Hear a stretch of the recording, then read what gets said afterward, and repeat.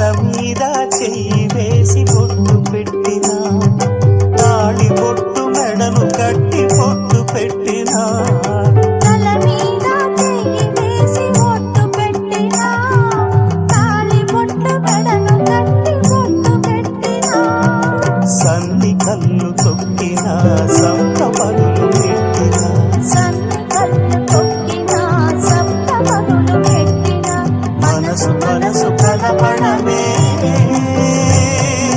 మంత్రం పరమార్థం. శ్రీరస్తు శుభమస్తు, శ్రీరస్తు శుభమస్తు.